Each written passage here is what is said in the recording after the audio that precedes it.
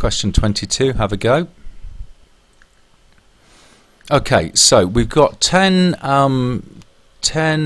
counters in the first box, box A. So as we pick a black one, that is 6 out of 10, and as we pick a white one, that is 4 out of 10 as we transfer them from A to B.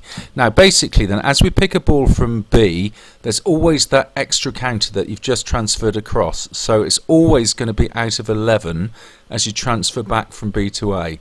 So if we're going to be taking a black, having already transferred across a black, we've now got 8 blacks in box B, so it is 8 out of 11.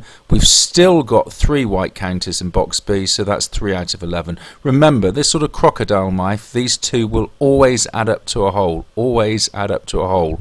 So that's 3 out of 11. Now down here, this is assuming we initially transferred a white from A to B.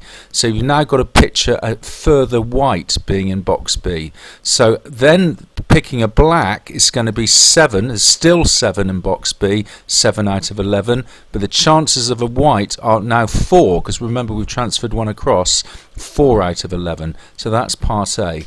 Now for part B, you've really just got to picture what the question is actually asking. Find the probability that after Jan has put the counter from box B into A, there will still be 6 black counters and 4 white counters. So basically, you've either transferred a black from A to B and then back from B to A, or you've transferred a white from A to B and B to A. So it's probability of black black and the probability of white white. So probability of a black and then another black, 6/10 multiplied by 8/11. Remember, if it's an and, you multiply, and you multiply top top, bottom bottom. Now either black black or white white. Now what's the probability of white white? That's getting a white and then another white. 4/10 times 4/11 is 16 over 110. Now we don't mind whether it's this option or this option. When it's an option, when it's an or, we add. So we're adding these two. So add the numerators. Remember the denominator, the common denominator stays the same. So our final answer is 64 over 110.